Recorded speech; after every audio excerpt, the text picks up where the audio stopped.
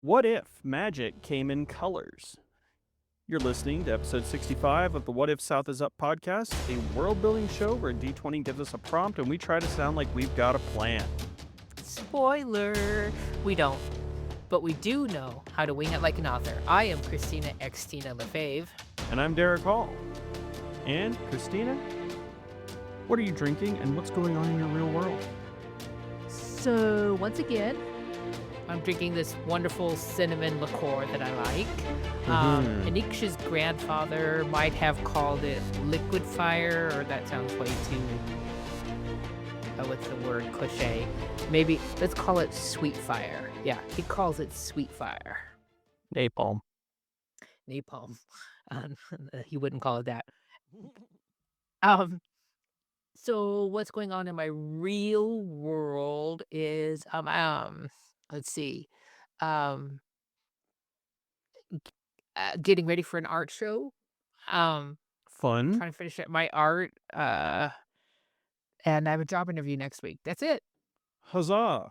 Progress. Huzzah. Yeah. Very cool. And what about you? I couldn't think of a clever name. I am drinking bourbon and Pepsi.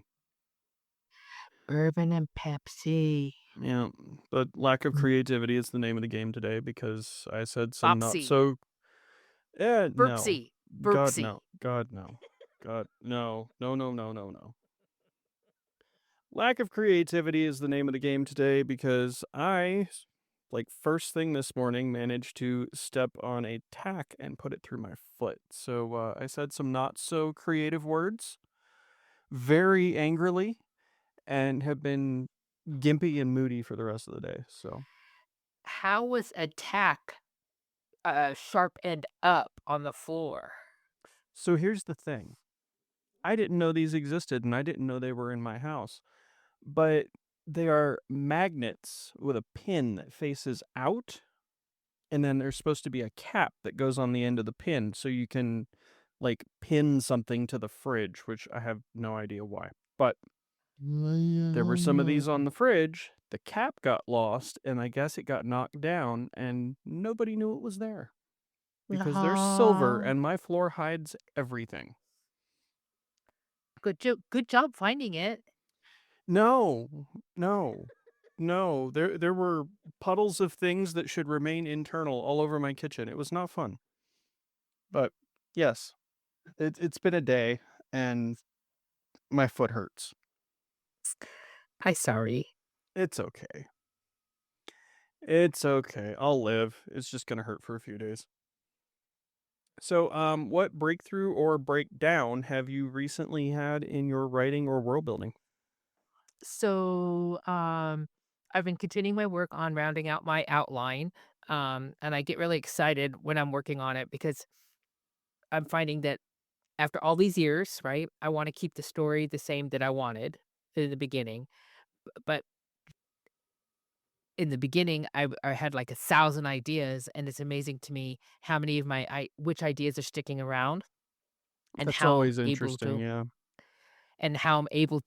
kind of get these granular, more granular, working on getting rid of the fluff that I don't need, and Mm-hmm. really concentrating on what I do need to, what part of the story I do need to tell and stuff like that. So that's been pretty interesting, um, and probably everybody who listens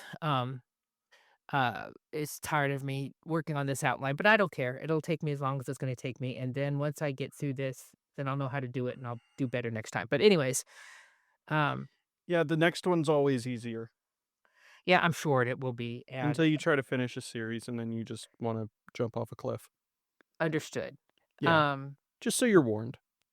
But I've been hanging out in the plotter Discord for Mhm. that, that application that I'm working on or have. Um, and I'm very much enjoying it when people ask about story structure. Yeah, And I'm so happy to talk about what I've learned, and it's so interesting to know I've learned things. I may not do them, but I've learned them. right. Yeah, for sure. No, I completely understand. Um, Yeah, so in the absence of book 3 to work on for the first time in 2 years, I've taken to fleshing out some non-Ketra related project ideas. Oh, nice. It's about good for you. I mean, I'm not gonna say about time because that makes it sound like you haven't been doing anything, but no, it's No, about time that you realistically, it's get about to. time. I know. Yeah, I know. it's about time you get to. Yeah, so book 3's off at betas and I'm losing my mind with nothing to do, so I'm writing other things that have sat on the back burner for a very long time. Um, Yay. yep, yep. One of them is done and in editing, but that's an urbacy, urban I like fantasy. urbacy. That's a new word. We have to coin that. Urbacy. I'm writing that down. Go file the trademark. Urbacy. Got it. Okay. Urban fantasy that leans heavily on mythology and history. So that was fun to dig into. And Whose mythology? then mythology in general, it pulls a lot. Okay. Because specifically I'm following one particular deity through different cultures. Oh, interesting. Yeah, so it pulls a lot of different mythology and kind of blends it together, and yeah, it's fun. Um but that is in process and coming soon, hopefully sometime around Christmas, I'm hoping. Um and the other one is a sarcasm soaked lit RPG with a talking cat. Well, do people understand this talking cat? Yes. He Okay. actually speaks in like Jane Austen level Victorian English, and it's hilarious. At least I think it is. Because the main character is very dry, very sarcastic, and then you just have an extremely sarcastic Persian cat that sounds like you walked out of a Jane Austen novel, and it's amazing. Perfect. So I'm Oh, having fun. perfect. Okay, Perfect. that's enough of that. Moving on. What world have you been exploring, and what did it show you about your own? Okay. So, I tend to turn on TV shows, series, as white noise in the background while I'm doing dishes or cleaning, and even working on my art recently. Um, and I've been watching slash listening to NCIS New Orleans, Mm-hmm. and I realized something that was pretty interesting. Unlike the original NCIS, the NCIS New Orleans is about, well, the location is a character in this story. Yes. They use New Orleans, New Nolans. Orleans. Get it right, uh, honey. Nolans. No, no, you can't say Nolans, believe me. I've been told. But, um, Well, I grew up within spitting distance, and it's Nolans. I understand, but I've also been told not to say it that way, Well, so you're not from Nolans. there, so. Um, but any case, I'm gonna say Nolans 'cause I'm gonna say New Orleans, that's what I'm gonna say. Anyways, what it's done for me is show me how I can make my world a character, okay, by the little things. They bring in history within the stories, right? Uh, Mm-hmm. um, the dialogue is not just an accent, okay? Um, the dialogue talks about how so much someone loves New Orleans, how they love whatever it is, the music, the history, whatever it is. Oh, I Um, know. Such a and beautiful city. it is, and the scenery, it's not just about the scenery. I mean, they take time to get it right, sure, but if you look at the office, the main office for NCIS in New Orleans, it's got the chipped paint, it's got the brick, and it's got the, the Mm-hmm. iron, the wrought iron. It is, and they talk about the place, the office, how much they love it, and they spend time in that kitchen, and it's all about the food. So, really, what I've been doing is really appreciating how much this is where, the location is a character, unlike the original NCIS, right, which was Yeah. completely about being procedural, but had very interesting, I wouldn't say interesting, say compelling characters, but it was a police procedural, and procedural was the focus of the show. Yeah. Have you seen the NCIS Origins? No, I have not. I haven't really watched Fan much of friggin' anything tastic. past New Orleans. Oh, fan friggin' tastic. NCIS Origins is awesome.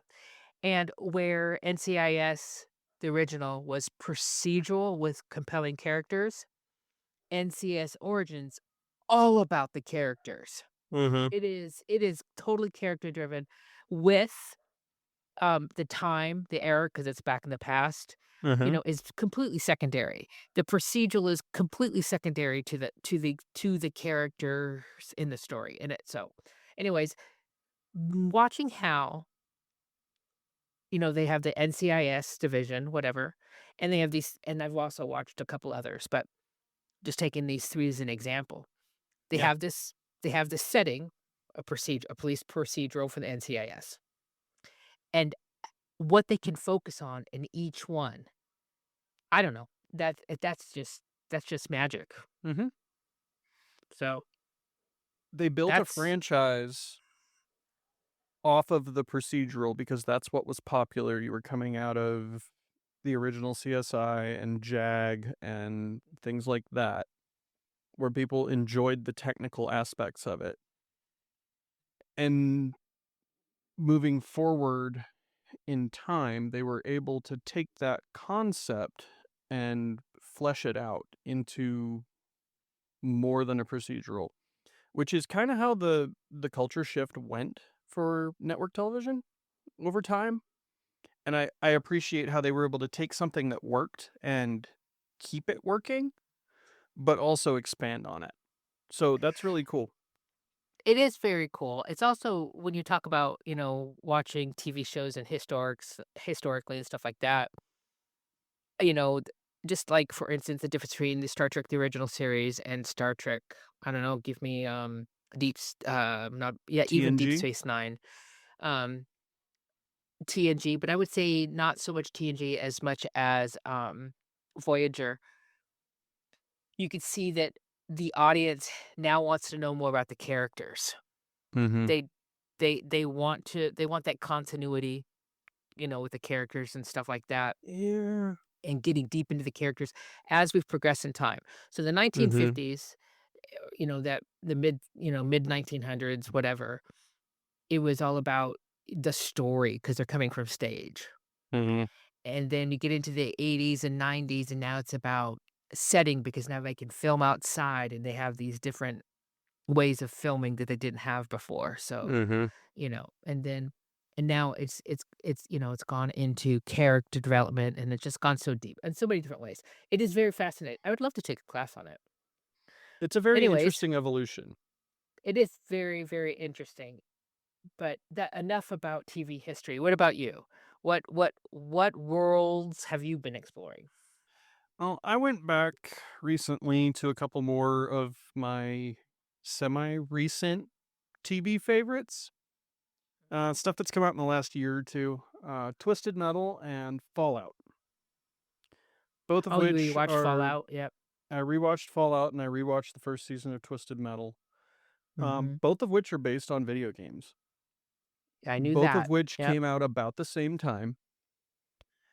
Um, and we're essentially competing with each other because Twisted Metal is a Peacock thing and Fallout is an Amazon thing, and you know, but um, watching them again, especially watching one and then the other, just like I did, just back to back, one show to the next. Um, they took very opposite approaches to character development, which I find very interesting. Oh. Um, I think Fallout did it better, but I also think that's personal preference. So Fallout front loaded the character development, giving you more setting, more backstory right out the gate for the main character. Some of the side characters got it later, but the main character got the character development right up front. Twisted Metal did the opposite. They put their character development at the end of the season. So with Twisted Metal, you fall in love with the guy that he is now and then learn what happened to make him that way.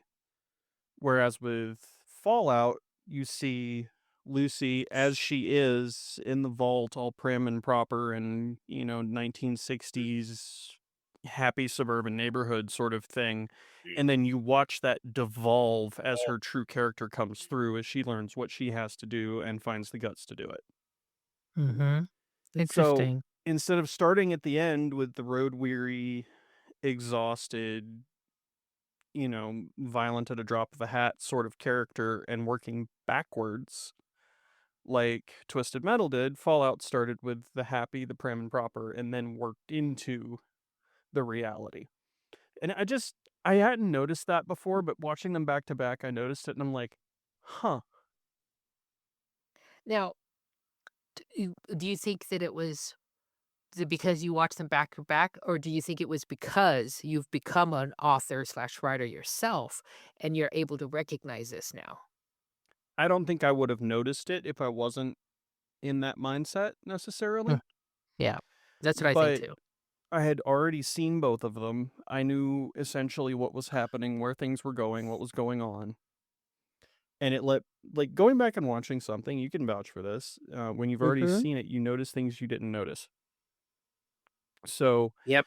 I noticed more of the story structure, the character development, the the foreshadowing of things that I wouldn't have noticed the first time because I didn't know what was coming, that sort of thing. Same with rereading a book. Like, you have a favorite book and you go back to it a couple of years after you read it the first time, you're going to notice something else because you already have the gist of the plot in your head, you know what's going on, but now you have time and brain power to notice the other stuff. So, It's pretty interesting. I was just telling my friend yesterday. It's so interesting to me how I'll watch a show 2 or 3 times, and I can say that for all the Star Treks. mhm. But when I just listen to it, I capture or discover another layer. Yeah. So I'm not distracted by visuals, I'm not distracted by what's on moving on the screen or anything like that. Um, it's so fascinating to me how much I can how much more I can get just by listening. Oh yeah, absolutely. And that's probably because I'm ADD, so I'm paying attention to the moving things on the screen. So w when I turn off the moving things on the screen or ignore them, then I can hear what's happening. Yeah, anyways, we have digressed quite long enough. I think we've done long enough. I think we did a good Mm, job. okay, that's enough digression. Let's digress about something else. Our D20 gave us a 19, which led to this question. What if your world had multiple suns, each casting a different color of light, and different types of magic were only possible under each sun? This is fascinating. I love this question. I love thinking about all the different things. I mean, do you only have one sun at a time? What happens if you have 2 suns, and is it a mixture of colors? And I don't know, Are do you all have of to them have on the visible spectrum? yeah. Well, that I'm gonna assume that most is not, but, I would hope um not. so you don't even know that you have a secret power until Mm-hmm. that spectrum announces itself. Yep. I mean, that's fascinating to me. And what if with the orbit you only get some of them 1 or 2 days a year? Yep, There's a very whole interesting. there's a whole lot of crazy going on here. It's all yeah, there absolutely. Um, have you seen the series, The Three Body Problem? Mhm. That's what this reminded me of on some level. That's fair. Yeah. I can see that. It's been a while, but yes, I have seen that. Um, This honestly, this kind of feels like a Black Mirror episode to me, but you've seen that way more times than I have. I've only seen like 4 or 5 episodes. I think there's only like 12, but yeah. Okay, then I've only seen 2 or 3. They do Um, Black Mirror like 3 or 4 episodes at a time, so Yeah, I haven't seen that many. Um, Although the one about uh, never mind. I can't think of all the words, so we're gonna move ahead with our question today. Yeah. What if what if your world had multiple suns, each casting a different color light, and different types of magic were only possible under each sun? I think this would be fascinating. I think this would be because you can't control which sun appears when, right? Yeah. Or where. Can't control that. But if it's by spectrums of light, why can't you just have fake lights? Um, so if it was an urban fantasy, right? They're gonna Hmm. produce lights to produce these spectrums Or eliminate the spectrums. or eliminate. How would you eliminate the spectrums in a light? I'll And say what good you're it would it dealing do? with Oh, you're doing a I see what you're saying. You're doing like a a dystopian kind of thing where nobody can have magic except the government or whatever. so the You government create. could theoretically filter the light in a city, and then like your, for lack of a better term, your Gestapo, your police or whatever have lights that let them have power that nobody else can have, or something like that. Um, but my brain likes to go dark on stuff like this for some reason. It does. You are right. But what I like about that storyline that you just brought up is the idea that it's been 2 or 3 generations. So by the 3rd generation, they don't even know they have powers. Exactly. And so now there's now suddenly the filter breaks or there's a crack Mm-hmm.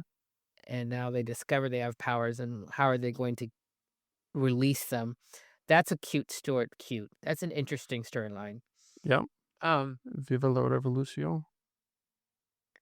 I mean, if multiple suns.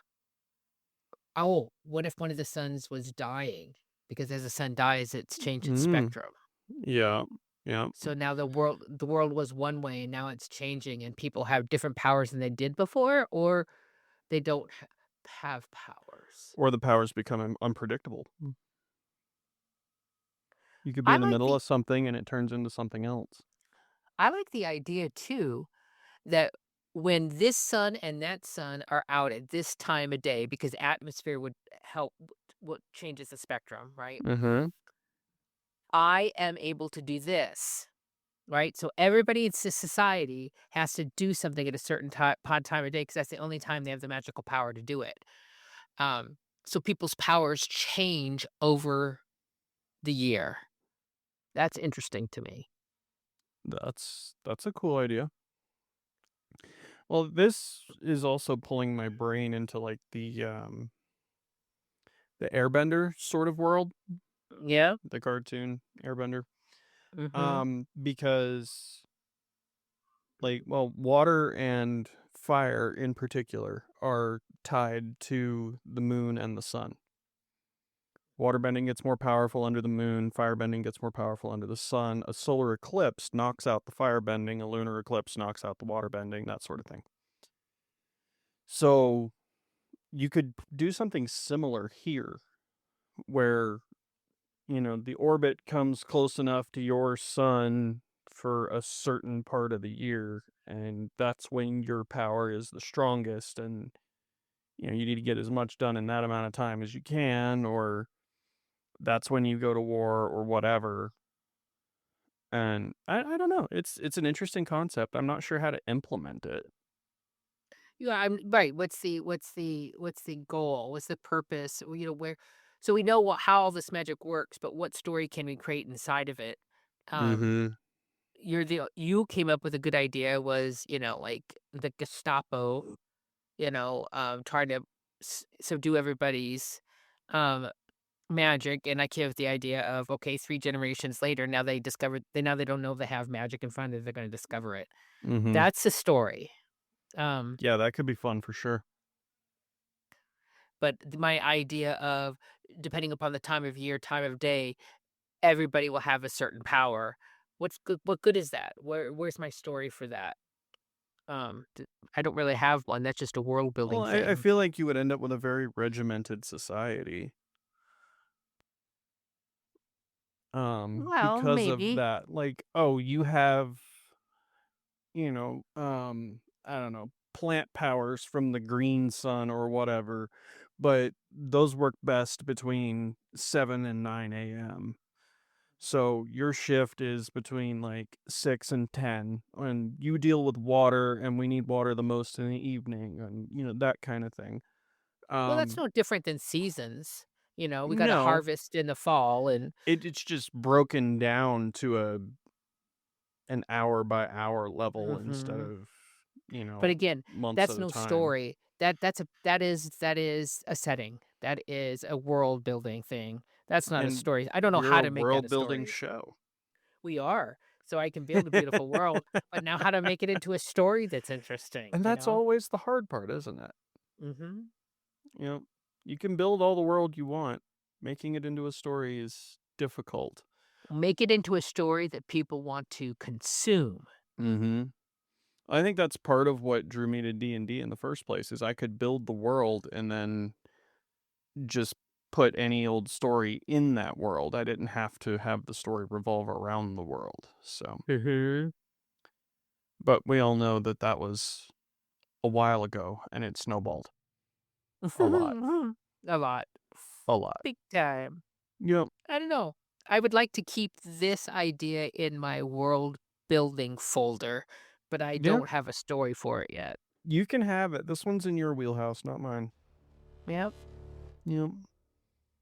Well, that was fun. Well, that was fun. Oh, before we sign off, I've got some statistics. Oh boy. So, up till now, Mhm. you said this was episode 65, Yes, it right? is. But we have posted 69 episodes because we had a couple of extra story things. Okay, so Yeah.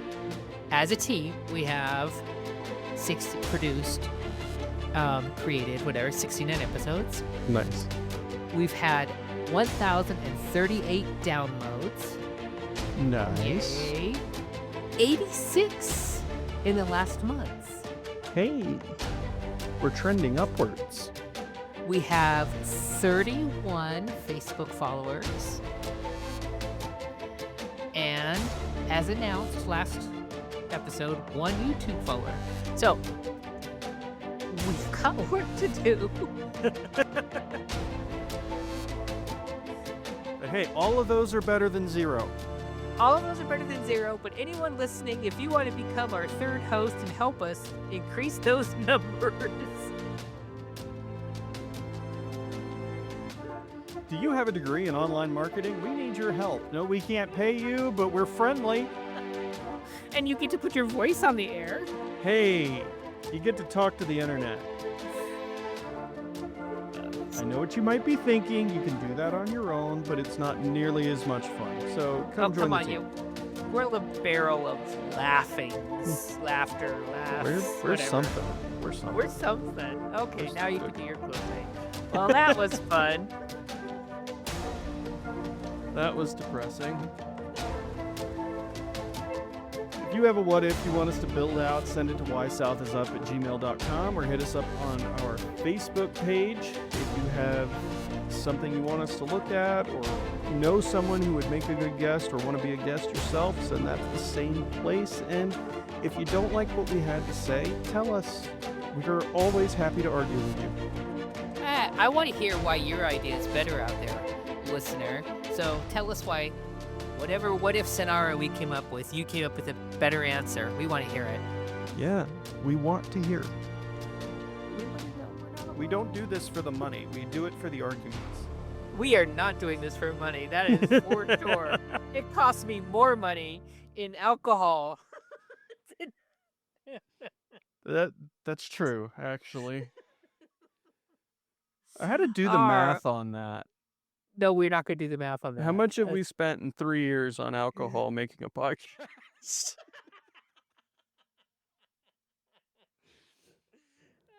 All right, everybody. Thanks for listening. Stay curious and trust yourself to always wing it like an author. We'll catch you next time. Catch you next time. Toodles.